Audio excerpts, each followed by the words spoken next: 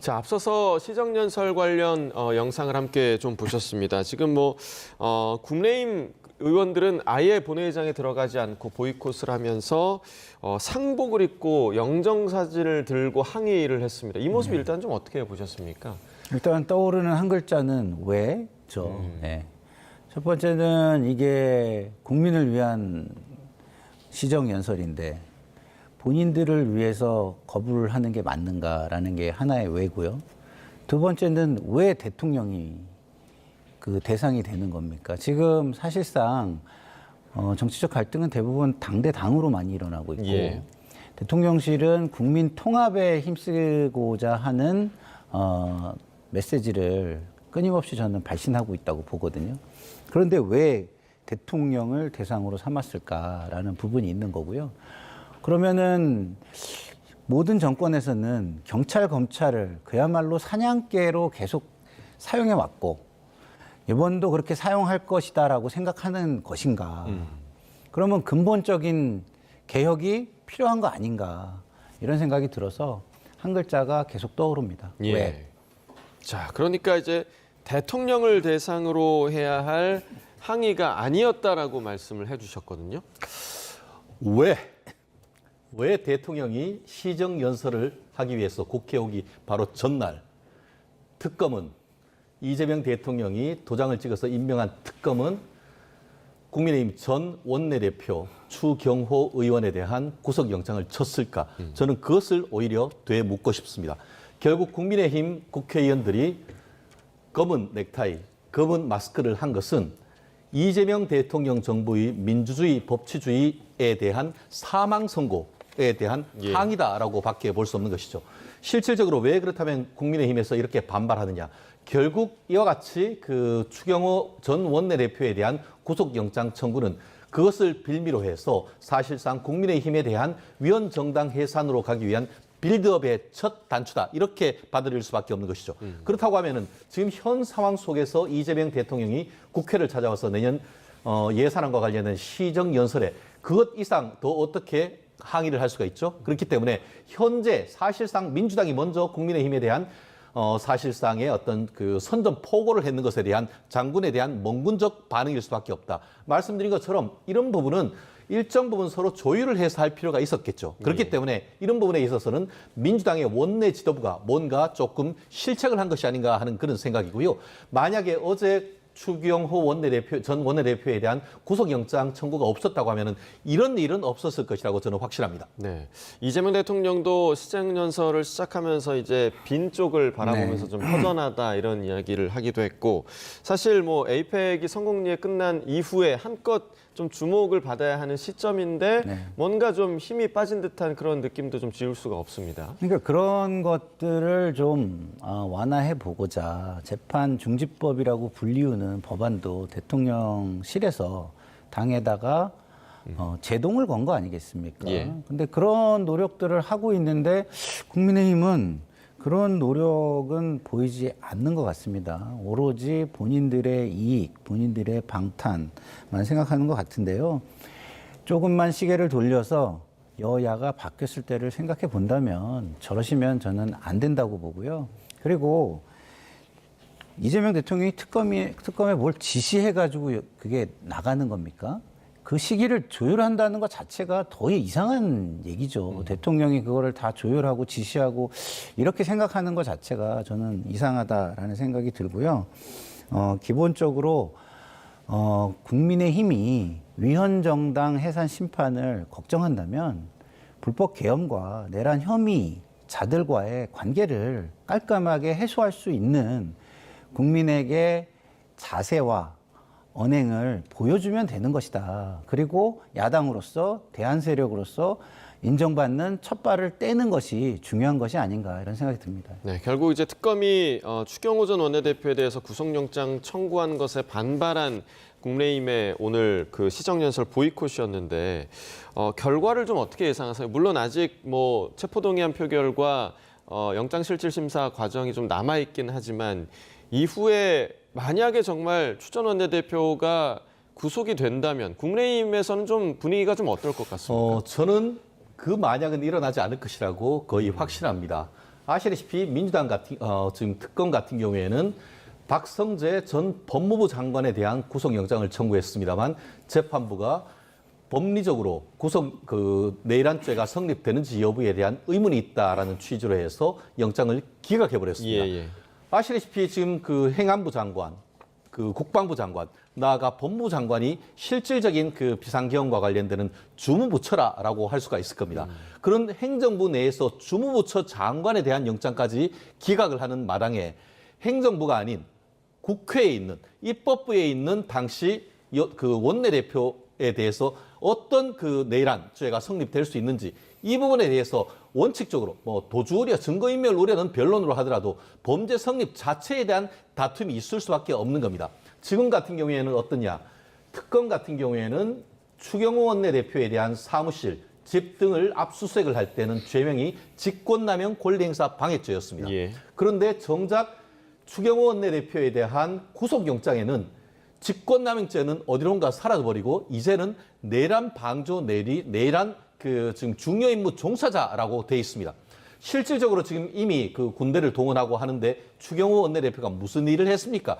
그것을 해제하는 과정에서 지금 나름대로의 어떤 그런 입법부의 입법 형성의 자유, 재량권 범위 내에서 이 장소를 어떻게 물색했던 그것을 이유로 해서 내란죄가 된다는 것은 어느 도단이다라고 할 수밖에 없는 것이고 나아가 지난번 박성재 전 법무부 장관에 대한 영장을 기각했을 때에도 벌써 만 1년이 다 돼갑니다. 그런 상황 속에서 그 압수수색, 다른 거에 대한 지금 실형 선고가 그러니까 형 선고가 나올 이 상황 속에서 지금 증거인멸, 도주 우려가 있다는 것은 말이 안 되는 것이죠. 그렇기 때문에 현재 상황으로 봤을 때 법조인의 어떤 그 상식으로는 영장 나올 가능성은 현저히 낮다. 그렇기 때문에 이 상황에서 오히려 국민의힘을 걱정하기보다 이 부분에 대해서도 영장이 기각됐을 경우 특검에 대한 역풍이 저는 걱정됩니다. 예, 그러니까 기각을 거의 확신하셨고 네. 지금 특검에 대한 역풍 얘기하셨는데 정말 기각된다면 특검 입장에서는 좀 어떨까요?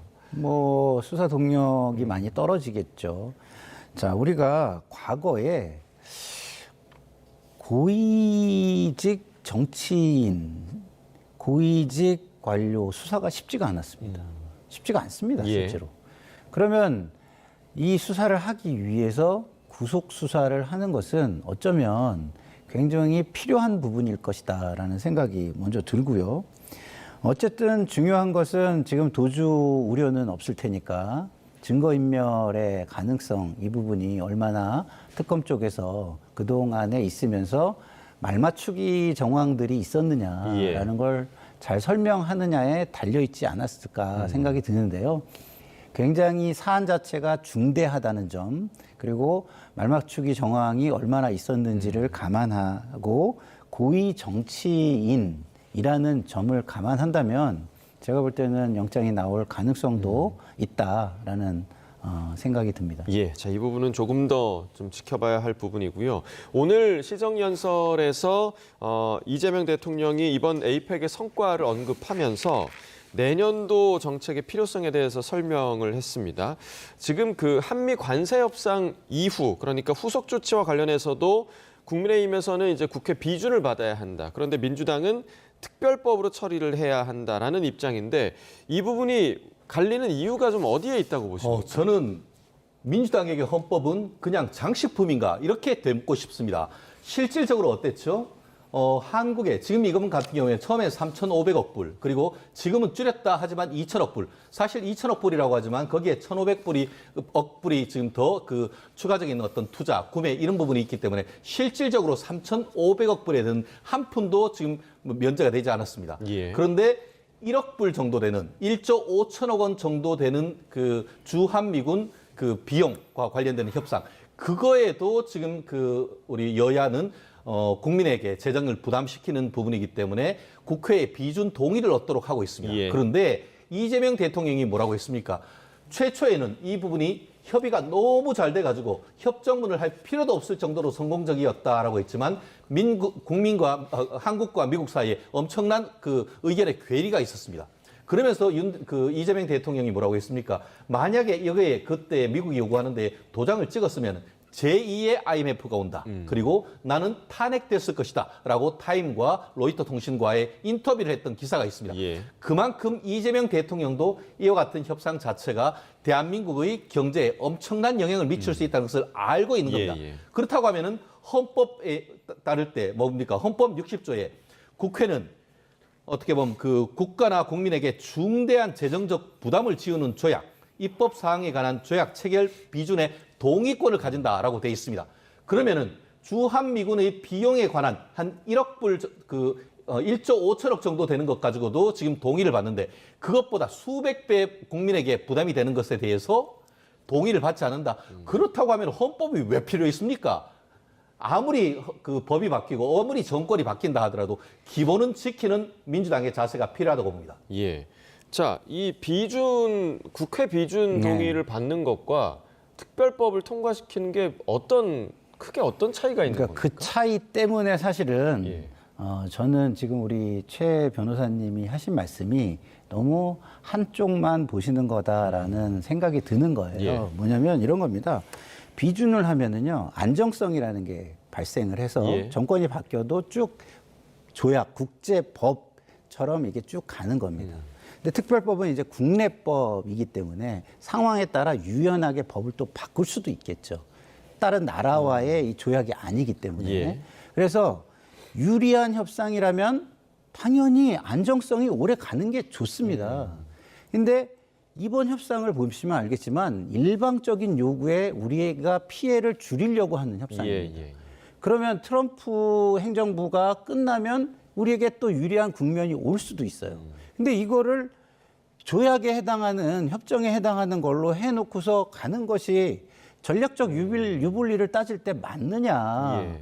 정말 국민의힘은 이 숲을 보면서 전략을 짜는 건지, 국가와 국민의 이익을 생각하면서 짜는 건지, 아니면 오로지 정부를 비판하기 위해서 모든 전략을 짜는 건지 저는 잘 모르겠다 이런 생각이 듭니다. 제가 그 부분에서 예. 바로 반박할 수가 있습니다. 예. 그렇게 비용이 부담되고 잘못하면 제2의 IMF가 올 사항에 대해서 왜 도장을 찍죠?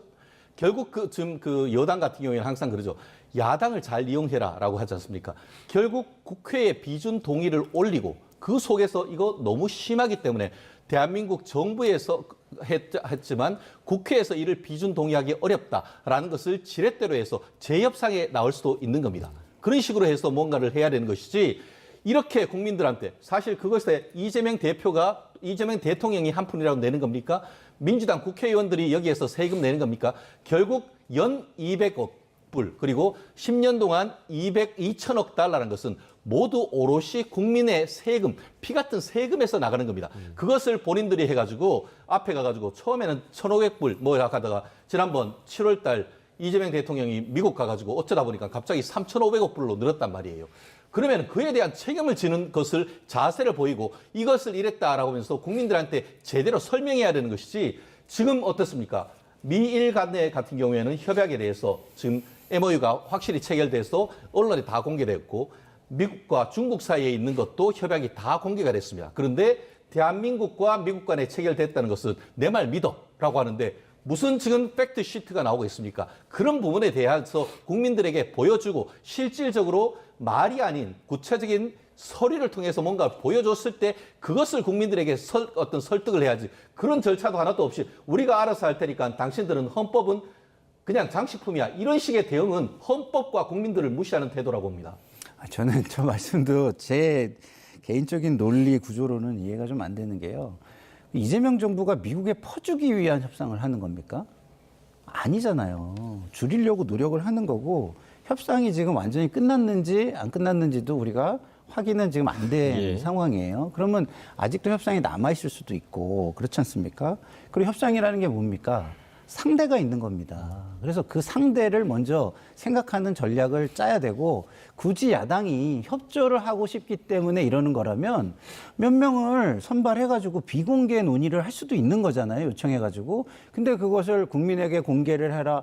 이렇게 굳이 할 이유가 있는가. 역시 공격을 위한 공격이 아닌가 이런 생각이 들고 좀 아까 IMF가 오는 것을 왜 도장을 찍었냐 이렇게 말씀하셨는데 IMF가 올 우려가 되는 것 때문에 도장을 안 찍고 협상을 해서 이 IMF가 오지 않도록 하는 조건으로 지금 협상을 진행한 거 아니겠습니까? 이런 부분을 좀 말씀드립니다. 네, 지금 뭐 조금 전에 이제 최 변호사님께서 얘기해 주신 팩트시트와 관련해서는 조만간 또 공개가 될 거라고 하니까 그 부분을 좀 다시 한번 내용을 좀 들여다봤으면 좋겠다는 생각이 들고, 자, 그런가 하면 어제 그 대통령실이요, 민주당의 대통령 재판중지법 입법 추진을 공개적으로 멈춰 세웠는데, 이를 두고 정청래 대표를 향한 경고성 메시지다, 이런 분석이 나오고 있습니다. 그 발언 함께 들어보시겠습니다. 대통령실에서 직접 나서서 이런 문제를 정리하고 매듭 짓는 모습으로 가져가는 건 어쨌든 주도권을 더 쥐겠다는 거 아니겠냐 싶어요. 대통령실에서는 이 부분을 좀 공개적으로 매듭을 이렇게 짓는 거, 직접 짓는 거 이런 경우는 그 확실하게 무슨 메시지를 던지려고 한 거라 이렇게 보는 게 맞죠. 정청래 대표는 누구보다도 이재명 대통령이 재판을 받지 않고 교도소에 가고 싶지 않다는 마음을 강하게 갖고 있다는 것을 아마 제일 잘 알지 않을까. 근데 지금 이 해결하는 방식을 정청래식으로 한 거죠. 정청래식은 그냥 온 세상이 떠나가도록 시끄럽게 하더라도 자기가 하고 싶은 일을 그냥 무리하게라도 해내는 사람이거든요. 이게 말이 안 되는 일을 정청래 대표가 벌이니까 대통령도 드디어 이제 나서서 직접 손목을 꽉 잡은 거죠. 일종의 경고장을 보낸 것이다라고 보시는 거예요? 그렇지 않겠습니까? 자, 지금 뭐 이런 경우가 왕왕 나타나고 있습니다. 그러니까 당정 간의 엇박자가 지금 조금씩 계속 보이고 있는 상황인데, 이 이유가 좀 어디에 있다고 보세요? 정청래 당대표의 자기 정치, 뭐 그 이상도 그 이하도 아닌 건 아니겠습니까? 실질적으로 정청래 의원 같은 경우에는 예전에 최고위원도 수석 최고위원 했고, 사실 지난 그 당대표 경선 과정에서도 실질적으로 이재명 대통령이 밀었다라고 하는 후보를 이기고 하면서 사실상 내가 힘이 더 세라는 마음을 속으로 가지고 있는 것이 아닌가 하는 그런 생각이 바로 이런 데서 나오는 것이 아닌가 하는 생각인데요. 그럼에도 불구하고 지금은 이재명 정부인 것이지 정청래 정부가 아닌 건 아니겠습니까? 실제 이런 상황 속에서 실제 당대표로 당선됐을 때 이재명 대통령은 축하한다라고 보면서 그때 일성이 뭐였냐? 원팀이었습니다. 그런데 원팀 정신이라고 하지만 사실 그 이후에 나오는 여러 가지 이른바 검수완박과 관련해서도 그 용산 대통령실 같은 경우에는 속도 조절론 했습니다만 결국 정청래 의원이 속전속결론으로 해서 끝내버렸지 않습니까? 그런 부분에 이제 탄력을 받다 보니까 이제는 약간 과속 스캔들로 가는 것이 아닌가 싶은데요. 과연 이런 부분이 결국 이재명 대통령 지지층한테는 사실 개인적으로 지지를 받을 가능성이 오히려 높죠. 그렇게 함으로써 본인의 당권을 강화하는 수단은 될 수 있겠습니다만 정작 그것을 위한다고 하는 이재명 대통령 입장에서는 지금도 당보다 본인의 지지율이 상당히 높은 상황 속에서 이렇게 되면은 오히려 당과 대통령의 지지율이 떨어질 수밖에 없는 그런 상황이 되다 보니까 이제는 옐로우 카드가 되기 다음에는 이제 레드 카드 어떻게 보면 아웃하는 그런 될 수 있는데 지금으로서는 경고장 정도 되는데 과연 여기에서 정청래 대표가 브레이크를 걸 것인지 아니면 여기에서 계속 갈 것인지 관전 포인트가 아닌가 생각합니다. 정청래 대표의 당권 강화라고 분석을 해주셨는데, 박용진 전 의원 지금 조금 전에 저희가 녹취로 들었는데 대통령실이 이번에는 더 주도권을 쥐고 가려는 거다라고 분석을 했거든요. 그 표현은 뭐 맞는지 잘 모르겠고요. 그 정부는 정부의 일을 하는 거예요. 근데 잘 하면은 박수를 받아야 하는 시점에 다른 데서 소란이 일어나요. 무대 위에 배우가 보이지 않고 무대 밖에 소란 장소가 보이기 시작한다. 그러면 박수를 받고 지지율이 올라갈 수 있겠습니까? 예를 들어서 당은 우리가 이렇게 얘기를 하죠. 여당은 정권을 뒷받침을 해야 된다라는 표현을 씁니다. 근데 지금의 모습은 뒷받침을 하기보다는 자기 어젠다를 가지고 앞서가는 모습이 아닌가 이런 생각이 들어요. 이게 앞서가다 보니까 이 정부를 너무 가리고 있는 겁니다. 그리고 이게 가리는 것이 좋게 가려가지고 견인하는 걸로 지지율을 올려주면은 뭐 그래도 대통령실에서는 아유 그래 뭐 지지율이 올라가니까 이렇게 생각을 하면서 동의하고 따라가 줄 텐데 그게 아니라 지지율을 떨어뜨리는 역할을 하고 있다고 보여집니다. 그렇다고 한다면 지금 당에서 좀 한번 자신들의 지금 어떤 추진 그 당의 어떤 행정이나 당의 목표나 이런 것들을 추진하는 것에 대해서 한번 생각해 봐야 될 때가 아니라 이런 생각이 들고요. 예. 만약에 사전 협의를 했다면 이렇게 얘기를 하겠습니까? 안 하잖아요. 이런 얘기가 공개적으로 나왔다는 것 자체가 예. 당이 용산하고 아무 협의를 지금 안 한다는 걸 오히려 보여주는 것이다라고 국민에게는 여겨질 것이다라고 저는 봅니다. 예. 자, 여당에서 이렇게 재판 중지법 추진의 배경이 됐던 부분이 지난주에 있었던 대장동 1심 재판 때문이다. 이런 분석도 나오는데 오늘 아침 한동훈 전 국민의힘 대표는 이런 주장을 하기도 했습니다. 들어보겠습니다. 분명히 용기 있는 판사가 재판을 재개할 거라고 생각해요. 왜냐하면 이미 대법원 전원 합의체 판결은 지난 파기환송으로서 84조를 제가 해석하듯이 재판은 진행된다로 해석한 겁니다. 그러면 이 상황을 따라야 되는 것이고 그럼 누군가 재판을 재개하기만 하면 이재명 정권은 끝납니다. 그런 상황이 됐었을 때 저는 오히려 이런 문제보다는 이재명 대통령이 계엄령을 발동할 가능성이 상당히 있다고 생각해요. 이재명 대통령의 계엄령 발동 가능성이 있다고요? 그렇죠. 왜냐하면 예. 재판을 재개하는 문제가 났었을 때 이 문제를 이건 사법부가 쿠데타를 일으킨 것이다. 뭐 예. 이런 식의 여론을 조성하면서 그거 말고는 이 재판을 막을 방법이 없거든요. 자, 일단 최 변호사님, 현실적으로 이제 재판 재개가 가능한 겁니까? 재판 재는 가능하죠. 왜냐하면 저도 이제 뭐 법대 나와서 사법연수원 그리고 그 공부를 하는 도중에 보면은 우리나라의 유력 그 헌법학자 뭐 허영 교수님이라든가 권영선 교수님 이런 유력 교수학서의 책에 보면은 말씀하시는 헌법 84조에 재직 중에 어떤 범죄로 소추되지 않는다. 예. 그것은 말 그대로 이재명 예전 2016년에 보면은 당시 성남 시장님도 뭐라고 예. 했냐면은 그 소추란 것은 말 그대로 재판에 기소가 되지 않을 뿐인 것이지 심지어 압수수색 그리고 거기다가 구속까지 다 할 수 있다라고 이재명 당시 성남시장이 얘기를 했습니다. 그리고 말씀드렸던 지금 현재의 유력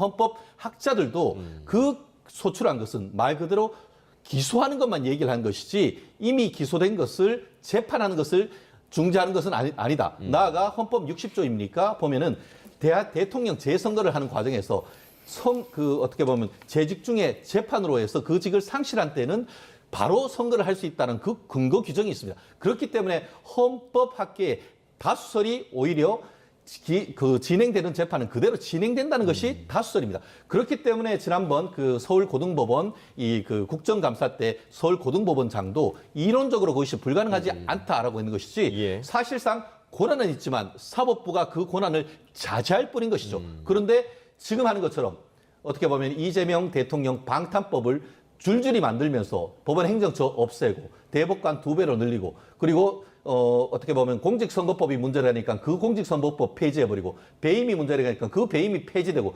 이제는 재판 진행 여부에 대한 것은 오롯이 사법부의 결정인데 그것을 입법으로까지 강요한다라고 한다고 하면은 사법부에서 이에 대한 재판 재개할 가능성도 상당히 있는 것이라고 저도 예측을 합니다. 그러니까 실제로 그런 상황이 오면 지금 좀 한동훈 전 대표가 이재명 대통령의 계엄령 발동 가능성까지 언급을 했습니다. 글쎄요. 계엄보다는 국민들이 들고 일어나지 않을까요? 지금 재판 재개에 대한 국민 여론을 우리가 안 본 게 아니잖아요. 전체적인 여론도 있고 중도층 여론도 있습니다. 예. 물론 국민의힘 여론은 달라요. 그렇지만 중도층까지 따로 분리해서 여론을 봐도 이거는 만약에 그런 어떤 사법 절제가 이루어지지 않는다면 곧바로 사법 불신으로 이어질 거고요. 사법 불신에 대한 국민의 반응이 나올 거라고 저는 봐요. 예. 자, 우리 민주주의는요, 삼권 분립을 한 겁니다. 그래서 이 삼권이 각자 입법 절제, 행정 절제, 사법 절제를 통해서 또 상호 견제를 해야 돼요. 근데 견제가 아니라 절제가 없으면 견제가 아니라 간섭이고 그쪽을 넘어서는 예. 그런 결과가 오지 않겠습니까? 그랬을 때에 우리의 민주주의가 안정적으로 국정이 안정적으로 흘러갈 수 있는가를 법관들은 당연히 고민을 할 것이기 때문에 저는 이런 상황에서 더더군다나 이재명 대통령은 이 상황을 국민들이 알고 뽑은 대통령이에요. 그렇기 때문에 이 재개가 이루어질 것이라는 어떤 예측은 저는 좀 비현실적이다 이런 생각이 듭니다. 네, 자 시간이 많이 없기 때문에 마지막으로 좀 이 부분을 짚어보겠습니다. 어제 내란 우두머리 혐의 재판에 나온 곽종근 전 특정사령관의 증언이 상당히 좀 충격적이었는데요. 그 장면 함께 보고 오겠습니다. 폭탄주를 막 돌리기 시작하지 않았습니까? 그죠? 술 많이 먹었죠? 그날. 술 드셨습니다. 뭐 거기서 무슨 뭐 시국 얘기할 그럴 상황은 아니지 않습니까? 차마 그 말씀을 안 드렸는데 한동훈이하고 일부 정치인들 일부 호명하시면서 당신 앞에 잡아오라 그랬습니다. 당신이 총으로 쏴서라도 죽이겠다 그러셨습니다. 제가 거기 네. 나오는 당사자로서 뭐 제 소회를 밝히는 게 지금 모두에게 도움되지 않을 것 같습니다. 어제 예. 제가 말씀드린 것처럼 예. 참담하다는 마음 정도를 말씀드리죠. 사실이라면 정말 충격적인 당시 대통령의 발언이 아닐까 생각이 드는데 좀 어떻게 보셨습니까? 사실이만 충격적이겠습니다만 과연 곽종근 전 사령관의 말씀이 맞는지에 대해서는 상당히 의문이 드는 것도 사실입니다. 예. 사실 그 곽종근 특정사령관이 얘기했던 것 중에 가장 핵심은 그때 전화를 해서 의원을 끌어내자라고 했느냐, 인원을 끌어내느냐. 예. 그때부터 사실 말의 진실성에 관한 논란이 있었습니다. 그리고 법조인들이 가장 어떻게 보면 싫어하는 것이 진술이 왔다 갔다 하는 겁니다. 말씀드렸듯이 가장 핵심적인 진술에 대해서도 왔다 갔다 했던 것이고, 그리고 지금 이것도 이렇게 중요한 얘기를 경찰, 검찰, 특검까지 하면서 아무런 얘기도 없다가 불쑥 지금 윤석열 전 대통령이 직접 신문을 하니까 거기에 내가 지금 여기에서 얘기한대 하면서 예. 갑자기 툭 얘기하는 것에 어떤 신빙성이 있을까? 나아가 지금 얘기하는 것처럼 그 당시에 어떻게 보면 국군의 생일날인 그 10월 1일 어떤 행사를 하고 나서 저녁에 평복을 입고 식사하는 과정에 있었던 얘기가 과연 어떤 의미가 있는 것인지 술 먹은 사이에 취중 진담이라고도 할 수 있겠지만 평소 때 있던 얘기를 그냥 어떤 그 허언식으로 했던 것 그런 걸 가지고 모두 다 법정에서 얘기를 하면서 누구를 단죄한다는 것 자체가 지금 약간 코미디 같은 거고 저와 같은 얘기를 할 때 윤 대통령이 너털 그냥 웃어버렸습니다. 너무나 어이없기 때문에 그런 부분을 제3자인 재판부가 누구의 말이 맞는지 매 눈으로 봤을 것이라고 생각합니다. 예, 지금 뭐 신빙성 얘기를 하셨는데 오히려 지금 그 상황이 곽종근 전 사령관이 이 얘기를 하니까 윤 전 대통령이 더 이상 말을 잇지 못했고 그리고 이 재판이 끝난 이후에 변호인 측에서 사실무근이다라고 얘기를 한 거, 이 부분을 오히려 재판부가 좀 유심히 봤을 것 같아요. 네, 그리고 많은 국민들이 판단하실 건데요. 윤석열 피고인이 보여준 모습이 있습니다. 그 모습에 비추면 곽종근 사령관의 말이 그럴듯하다, 그럴 수 있겠다라고 생각하는 국민이 절대적으로 저는 많을 거라고 생각을 하고요. 예. 저런 얘기를 왜 갑자기 하느냐 이렇게 말씀하셨는데 갑자기 할 수밖에 없죠.